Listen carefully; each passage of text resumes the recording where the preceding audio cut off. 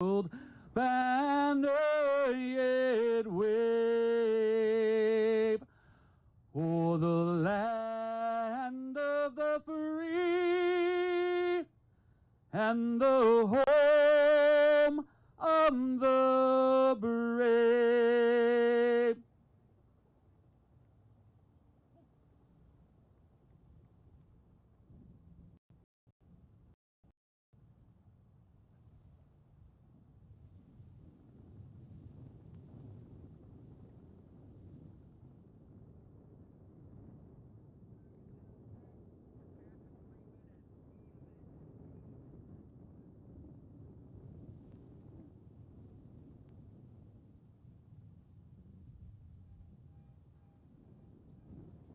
You will remain standing. We're taking a moment of silence for the family of late Lieutenant John Johnson. We'll be raising the flag of the FDNY and NYPD today.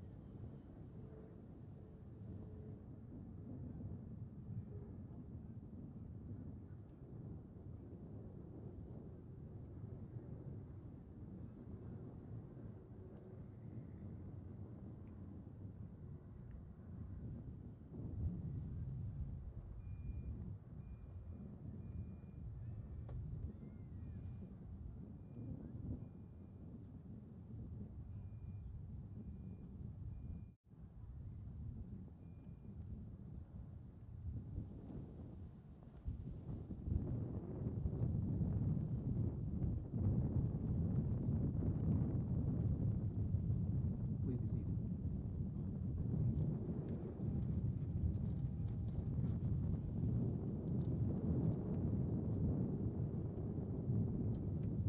Spare with me a few minutes for a few more people coming to be seated.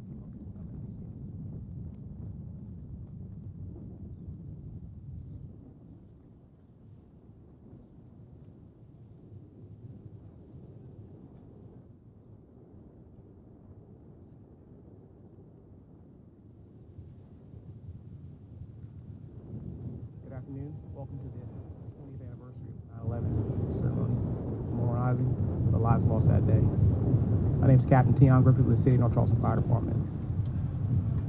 8 years ago, we started this walk in an effort to simply remind people of the importance of that day, the amount of lives lost that day, all 2,977, the majority in Manhattan, lives also lost in Virginia, Pennsylvania, and the Pentagon. Each year things change, we go through different challenges, we all find a way to unite on 9/11. Today, I'm going to hear from speakers sharing their thoughts from that day, reflecting that day, and reflecting on the amount of growth, change, but also reflecting on the amount of lives that lost that day, as we attempt to honor them and their families. Our first speaker today will be Chief Arnold, Town of Mount Pleasant Fire Department.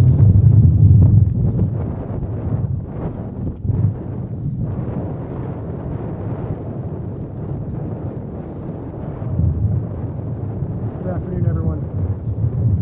I'd like to begin by thanking Captain Tion Griffith for organizing today's memorial, and first responders working today to make it possible. I would also like to thank everyone in attendance today. It is truly an honor to speak to you on such an important day. The words, "We will never forget," have power and meaning. When our actions align with our words become more powerful, deeper in meaning, and in this case, more resolute. We come together united by word and action to show the world that we will never forget. We will never forget that on this date 20 years ago, our nation was attacked by terrorists determined to destroy our way of life. We will never forget that 2,996 victims were killed in the attacks, including 43 firefighters and paramedics, 60 law enforcement officers. We will never forget because they were the best of us. They were our friends, our family, our co-workers. We pause today to remember and honor them. As we we are reminded of those that died on September 11th, our hearts are filled with sadness and a sense of loss. Yet, at the same time, we must have hope and pride. For on that day, and every single day since, so many people had lived up to the words found in Isaiah. And I heard a voice of the Lord saying, "Whom shall I send? Who will go for us?" Then I said, "I am here, send me." We honor the victims of September 11th by always standing for freedom and the American way of life. Thank you.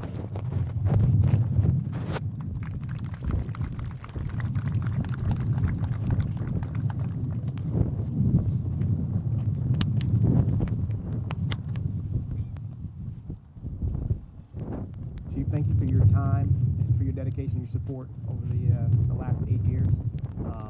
I sincerely appreciate you. When I first met Chief, I was a captain. I wasn't together at the very beginning of this. So I have sincere appreciation for your time. Thank you for being here today. Next speaker you'll be hearing from will be Fire Chief Gregory Villado, North Charleston Fire Department.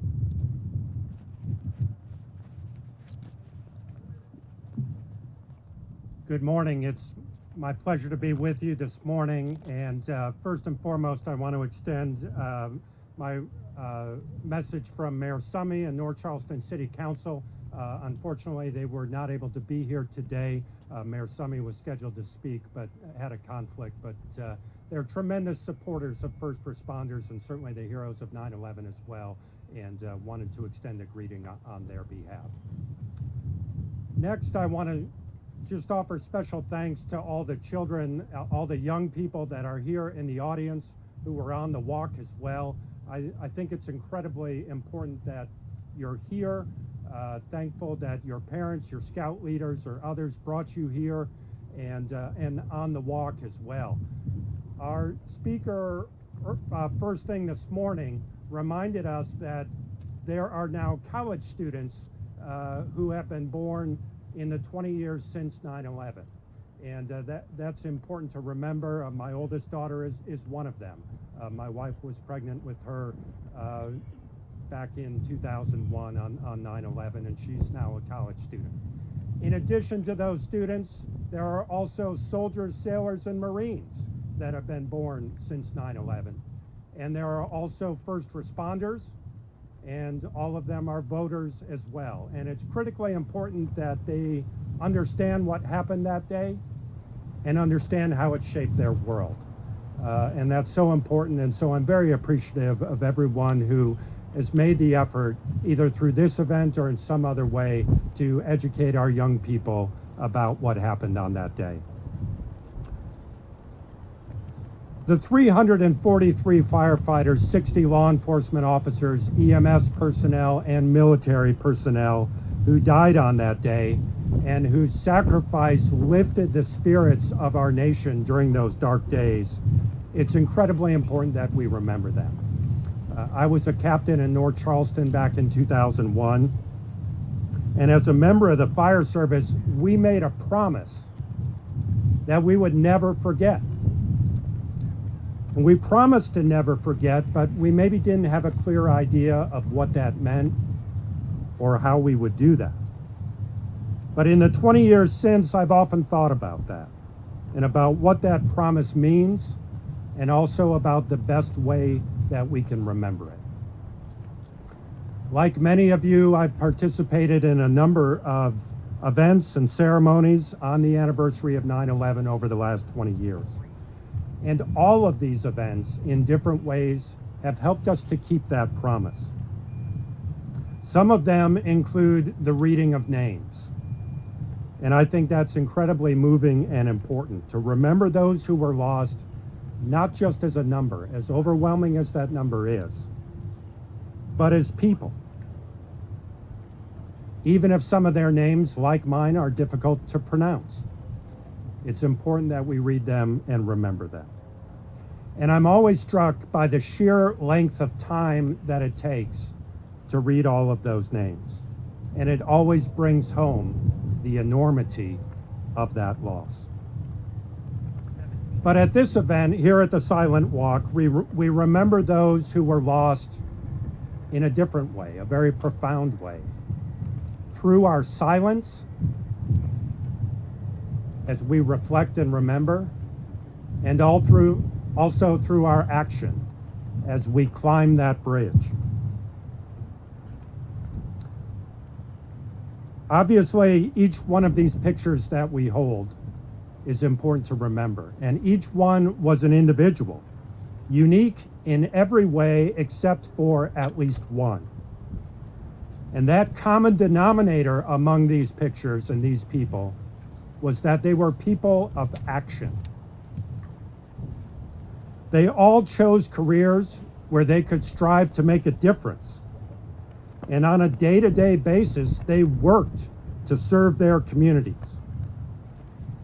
And on their final day, whether they were on duty or off duty, they rushed to the scene to get to work, many of them climbing endless flights of stairs to reach those in need. And they died in the midst of that action, actively serving other people. So it seems very appropriate here in our community that we keep our promise to never forget through action, to climb the largest structure in our community in a show of remembrance for us and for others in our community to see. And that is why the Silent Walk has been so important for so many years. By participating in this event, we keep our promise to never forget. And we are also reminded of what their effort meant. It is relevant to all of us who share the work of serving our communities in various ways. And it is a reminder that to accomplish anything meaningful, it takes work, it takes sweat, it requires sacrifice, and it is worthy of honor. We're inspired by their memory to work harder in our service to others. Now more than ever, we need to be reminded of that. Our community needs to be reminded of that. Our children need to be reminded of that. And so that's why we do this here again today. I appreciate Captain Griffith and all of those who make this possible and share this effort to ensure that even after 20 years, we have not forgotten and we never will. Thank you.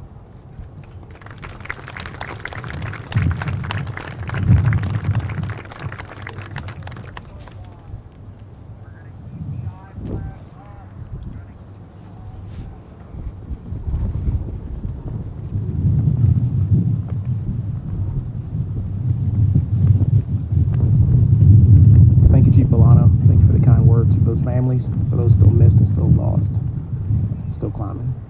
If you would bear with me one moment.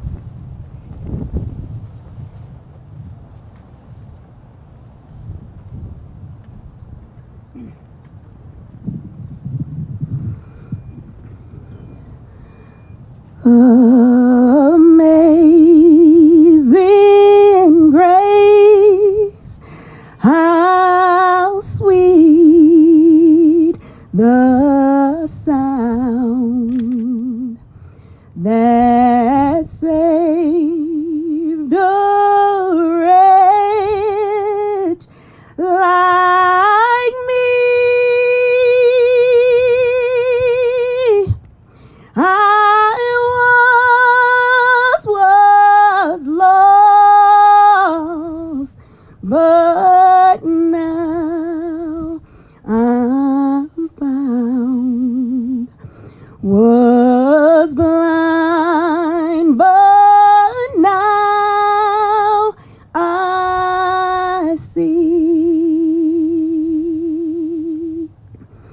'Twas grace that taught my heart to fear, and grace my fears relieve. How precious did that grace appear the hour I first believed. When we've been there 10,000 years, I have already come.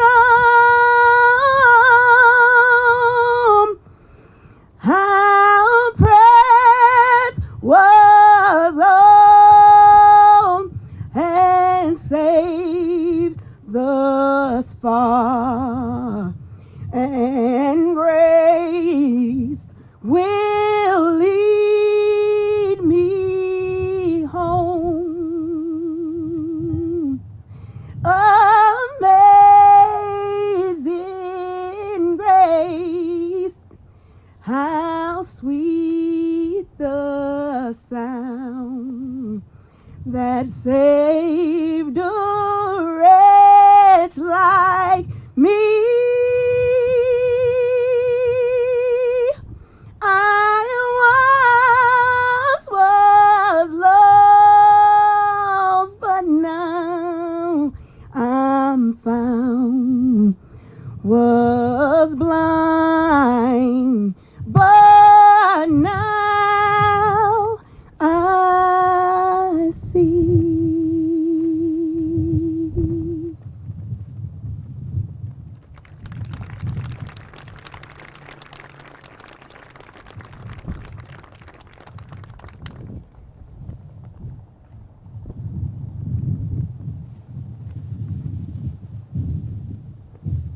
Aisha, thank you. Without further ado, Battalion Chief, FDNY, retired, Kevin McNamara.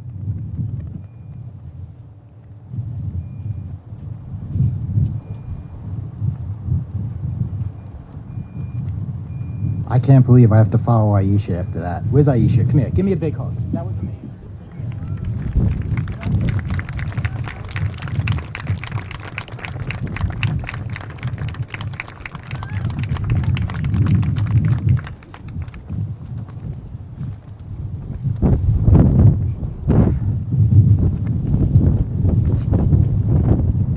I'd like to thank Tion and everybody involved with the Silent Walk and all in attendance today for what you do every day for the Charleston community, and especially for keeping the memory of our family and friends alive all these years later. On the morning of September 11, 2001, 343 New York City firefighters, 23 New York City police officers, 37 Port Authority police officers, 8 EMTs, 1 member of the fire patrol, and close to 3,000 civilians perished on that fateful day. In the 20 years that have passed, over 200 first responders have died from cancer and long-term illnesses, and thousands of members of the U.S. military have sacrificed their lives protecting our great nation. In their honor, and I took this from Mayor Rudy Giuliani, we used to do this at our funerals, I'd ask everybody to rise and give those heroes a standing ovation.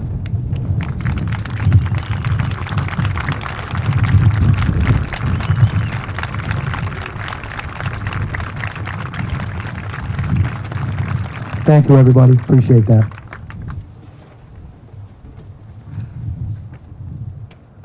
What I remember as vividly as the tragedy that was September 11th was the hope and unity of September 12th. On September 12th, 2001, what mattered most was that we were all Americans. It was the compassion, patriotism, and resolve of the American people I will always remember. Facing great adversity as a nation, we united. The kindness and compassion shown during this time by the American people left a lasting impression on me. We realized that there are so many things in our own lives that take up a lot of time that do not matter. We saw how important family and friends were. We wanted to be with the ones we loved. Beautiful memorials from caring citizens showed up at every firehouse in New York City. Neighbors checked in on neighbors to make sure they were okay. We gathered in parks, churches, and with family. People prayed together, and people cried together. I still cry. People from around the world offered whatever they could to help a battered city. Hundreds of boats descended on the shores of Manhattan to evacuate the survivors. We were united as a nation to recover and rebuild. When Americans lend a hand to one another, nothing is impossible. We're not about what happened on 9/11. We're about what happened on 9/12. People all across this great nation proudly displayed the flag and their patriotism. American flags sold out of local stores and appeared on front porches nationwide. People quit arguing about petty things and started talking about America as a unified country. We held hands and lined busy streets, waving flags and speaking of our devotion to a beloved nation. 3 members of the New York City Fire Department placed a flag at Ground Zero to show all the world just how mighty the resolve and determination of the American people was. We as Americans live in the greatest nation known to man, not because of the wealth we possess, but rather by who we are on the inside. I will never forget the USA chants that were heard during any sporting event that occurred that fall. We were all truly patriots. Amid the black smoke on that fateful day, the true character of the American people was on display for the world to see. The bravery of the firefighters, EMTs, and police officers who were charging into the chaos without regard for their own personal safety made our country proud. Ordinary people doing extraordinary things for others during their greatest time of need. It showed that there are so many people willing to risk everything for their fellow Americans. It is who we are as a country. It's in our DNA. Our respect for first responders and the military who put their lives on the line on a daily basis was at an all-time high. These first responders and military inspired all of America with their tenacious spirit.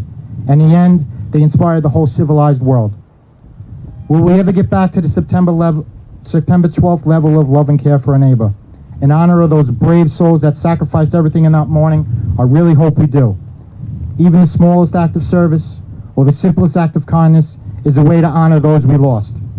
It's a way to reclaim that spirit of unity that followed 9/11. Imagine the good we can do if we simply work together as a nation like we did on September 12th.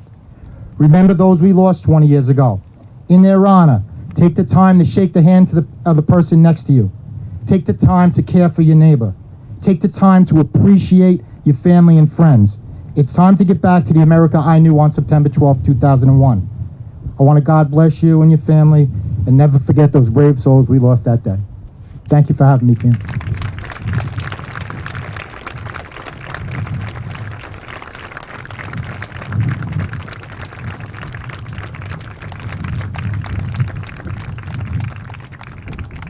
Chief, thank you for having your bravery to come up here and do this. I know today is a very emotional day for you, and we really appreciate your time. Without further ado, Lieutenant Kevin Cunnane.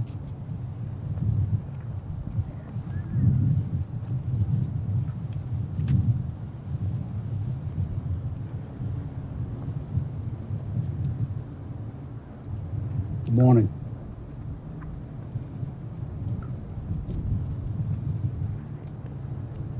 Be reading off a phone, so it might be a little fuzzy at times. Have to fill in. First and foremost, I want to remember and recognize the fallen. As an FDNY firefighter, I'm here only as a representative. We consider it the best job in the world and a tremendous privilege to be on the FDNY. Those of us who responded that Tuesday morning did it from a very deep ingrained tradition of protecting life and property in the city of New York.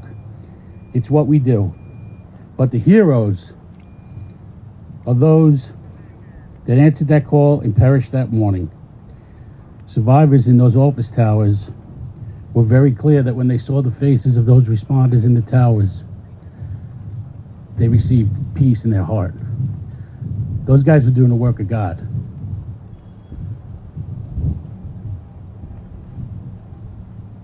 In both the police academy and the fire academy, I was a cop first, then a firefighter.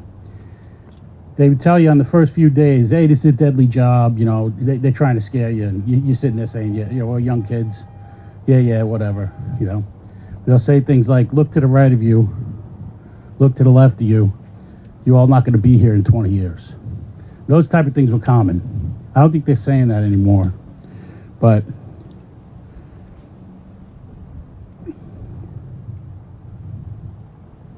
after 9/11, we all know many brothers close and personally that passed away.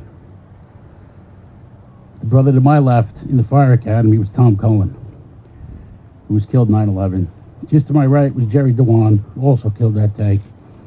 In front of me were Gary Box and Mike Boyle. Both of them were killed that day. Every assignment I had on the job was a house with its own profound losses. I'll let those four brothers represent everybody today.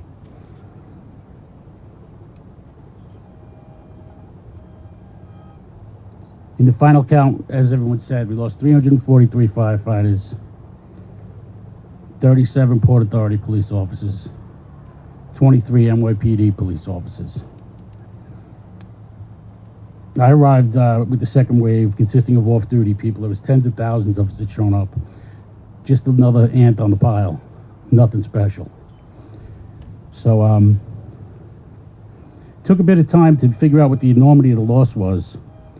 I saw one guy, he says, hey bro, I think the top of the building collapsed. And having arrived at about right as the North Tower came down, I said, no brother, I think it's the whole thing. I might have thrown in a couple more New York words, but I'm not sure if we have a translator. Eventually the off-duty chiefs started arriving. People stepped up to the plate. You know, you have a guy like my friend Billy here, years and years on the job. These are the guys we leaned on. Say hi, Billy. Tried to establish water supply. The mains were destroyed. Eventually we had fire boats that were able to pump out of the Hudson River. After the collapses, we lacked all certainty as to how many lives were lost. It took days to come into focus. It really did. There were ambulances lined up at the site waiting to take casualties to all the waiting hospitals. They were waiting for them. Not many of them had patients. They ended up being used for morgue detail.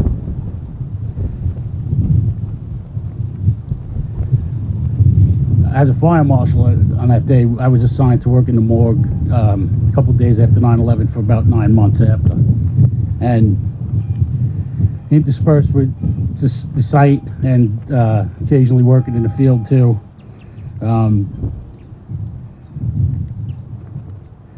Big thing, we had help from skilled labor all over the city. Construction sites emptied out. Nobody told them to. They showed up. Cranes, iron workers to cut steel.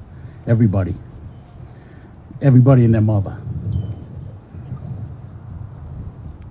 There's no gratitude I can express for the iron workers and people like that brought skills. As firefighters, we're like the Swiss Army knife of public employees, right? You're presented with everything, and you do what you can, but you're really not an expert at everything. It's impossible to be. So we try. You know, we had a couple guys who knew how to weld, cut some steel. But really, the experts were the iron workers, the operating engineers who could move the cranes. And once they stepped in, that's when things started looking up and up. There were so many funerals that we had to put the word out to other cities. I know many people from this region came up, helped bury our dead. Came from all over the country, all over the world.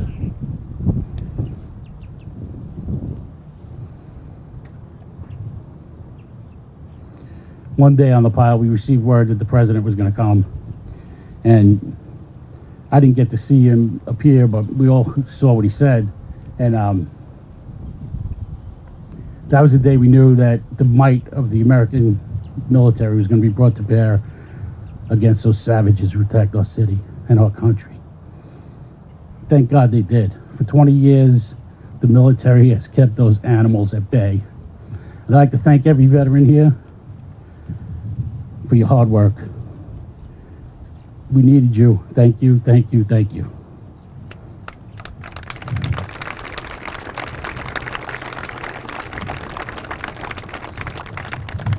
In early November, the powers that be decided they were going to change the site from sifting for human remains to a scoop and dump operation. Somebody decided that it was going to be easier to just remove the remains and go search everything out at the garbage dump on Staten Island. Needless to say, we weren't too happy with that. So cops, firemen, tradespeople decided, well, that ain't gonna happen. We're going down there having a little protest. It was really like a prayer service. We walked in, we weren't supposed to be there. 13 firefighters end up arrested. Needless to say, the charges went nowhere, and those guys became legends. But more importantly, they said the end result was, we're going to keep sifting for the remains. We're going to respect human life more so than the people who knocked down these towers. That was the important takeaway. We felt it was what we owed to the families of the fallen. And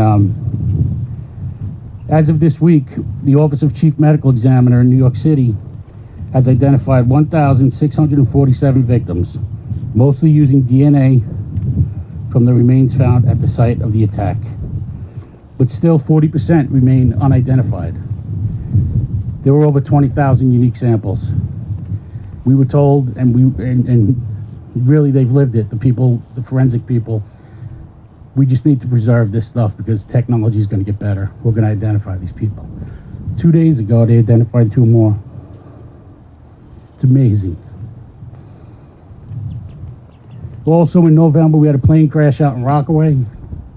There was like hundreds of people killed. It was like a blip on the radar for the FDNY. It would have been worldwide news for 3 weeks. We didn't know if it was terrorism. Thankfully, it wasn't. But they evacuated the Trade Center site and sent everybody down to look for victims at the plane crash. It's just amazing to be a part of. At one point, I was working at the morgue, and I get an urgent job assignment. Listen, you got to go out to Long Island. You have to go get these dental records. We have a family that's looking for a funeral on Saturday. I think it was a Wednesday.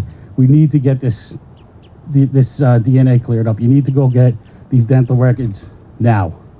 It was kind of weird, but I said, okay, boss, I got it. I'll go.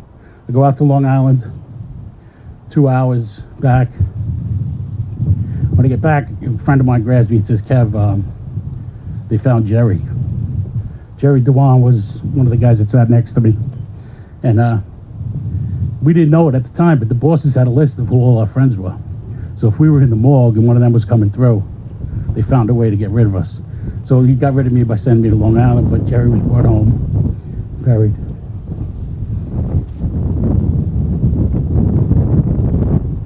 Another day, I was tasked with escorting a fallen firefighter out to a funeral home in Brooklyn.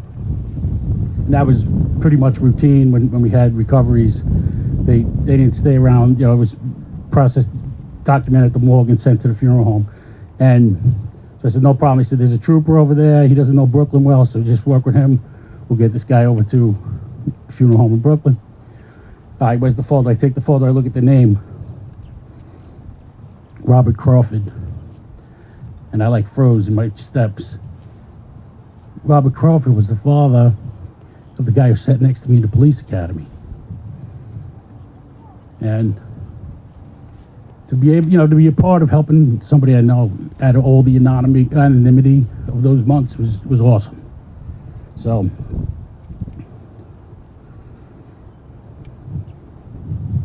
we had those days where there was 10 funerals. We had to pick between which ones we could go to. If you knew 3 guys, well, you can't make 3 funerals at once. That was a tough part for all of us, I'd say. Now, the takeaway from September 11th is how do we make it more than a talking point? Everybody knows about Never Forget. How do you actually remember? What do you do? I mean, I've thought about my friends numbering in the 30s, 35, 36 guys I knew pretty well. What would they want me to do? Would they want me to be up here crying? No, they want me to be up here telling the truth. Maybe crack a joke here or there. Not that good at that in this type of setting, but what we need is concrete action, more than just saying never forget. Let's figure out how we can do things to actually never forget. Yesterday, I was at an event the construction workers put on commemorating 9/11. I was talking to a few different firefighters from the region, and there's a department down the road, I won't mention them. They use what's called suicide engines. One firefighter. They have a ladder truck they call Parade 1 because it's unstaffed. It's only there for show. This is the type of stuff that we need to address, and that's how you never forget. In the honor of the guys who passed, let's make sure that we stand behind the firefighters. Let's go visit them at the station. Let's talk to the cops. How's your staffing? How's your equipment? Who's backing you up? And if the elected officials aren't backing them up, we need to make them. That's how it goes. I know the people, you're not going to challenge your boss, but citizens can. Guy like me, I got nothing to lose. I'll challenge them all. Contact me. Let's do it.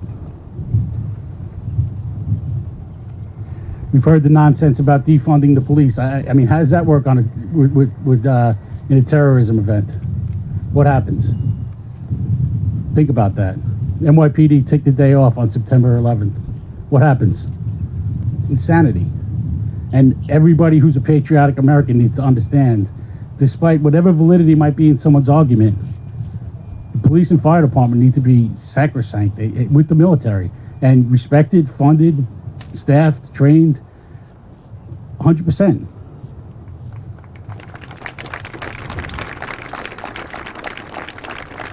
And all the firefighters that are here that walked today, thank you for walking, and just know that we have your backs.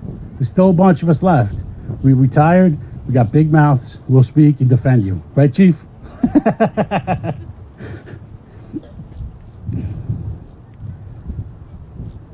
In the aftermath of the recovery efforts, thousands of responders have become sick from the toxins that day. Hundreds have died, and that toll rises almost daily. We're up to 257 New York City firefighters that have passed away from ground zero toxins post 9/11, and that's as of a couple days ago. It changes by the day.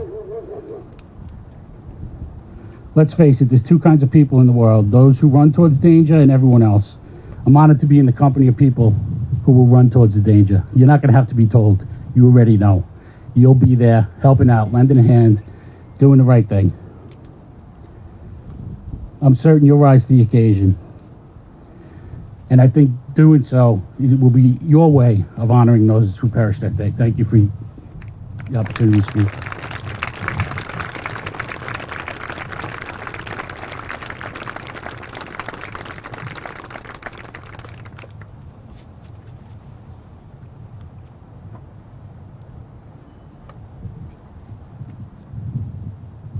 This is a promise kept. We promised we'd never forget. Touched on it today by Chief Polano. The reality of Lieutenant Gunan's words.